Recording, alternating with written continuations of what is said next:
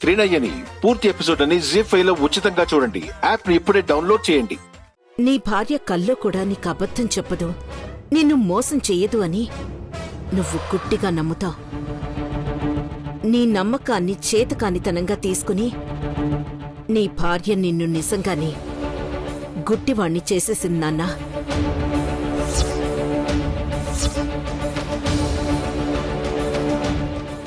అమ్మా, నువ్వు ఏ విషయం గురించి మాట్లాడుతున్నావో నాకు అర్థం కావడం లేదు.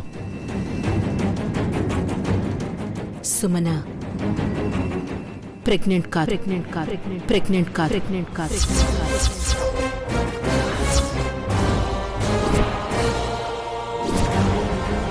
అదేంటొదినా, విక్రాంత్ కారణంగా తను ప్రెగ్నెంట్ అయ్యానని పెళ్లి మండపంలో అందరి ముందు ఏడ్చి గగ్గోలు పెట్టబట్టే కదా వాళ్ళిద్దరికి పెళ్లి చేసింది.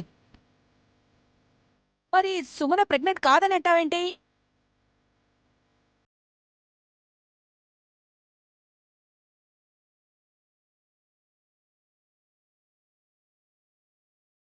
మండపంలో తను చెప్పిన మాట అబద్ధం. ఈ పెళ్లి జరగడానికి వీల్లేదు.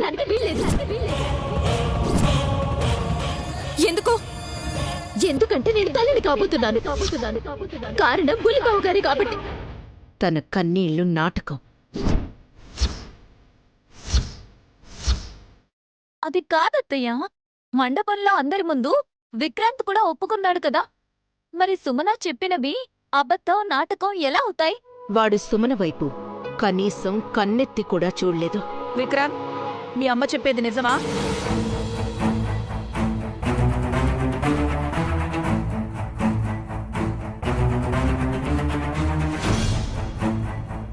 అడుగుతుంటే సమాధానం చెప్పకుండా అలా బొమ్మలా ఉంటావేంటి విక్రాంత్? నోరు తెరిచి సమాధానం చెప్పు.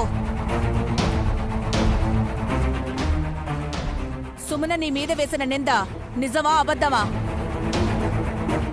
అబద్ధం.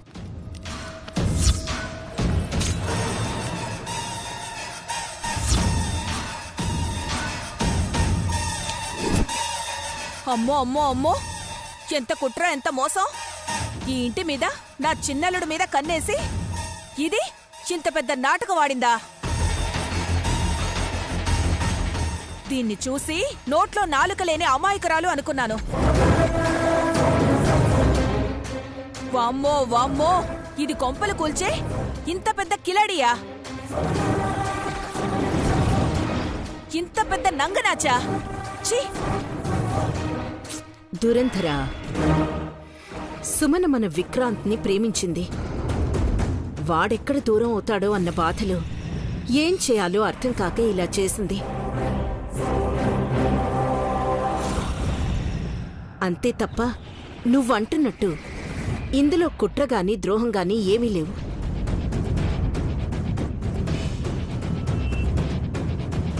ప్రేమ తొక్క, ఆస్తి కోసం పక్కా ప్లాన్. అత్తయ్య, మీరాగండి. అమ్మా, నాకు ఒక విషయం అర్థం కావడం లేదు. అబద్ధం చెప్పింది సుమన.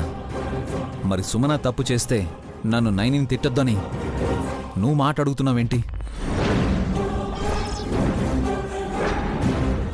సుమన చేసిన తప్పుకి నైనికి ఎలాంటి సంబంధం లేదు. మరి నైని మీద నన్ను కోప్పడొద్దని నువ్వు పదే పదే ఎందుకు అంటున్నావమ్మా? చెప్పమ్మా. ఈ విషయం నీ భార్యకి ఎప్పుడో తెలుసు. త్రినయ్యని పూర్తి ఎపిసోడ్ అని జీ5 లో ఉచితంగా చూడండి. యాప్ ని ఇప్పుడే డౌన్లోడ్ చేయండి.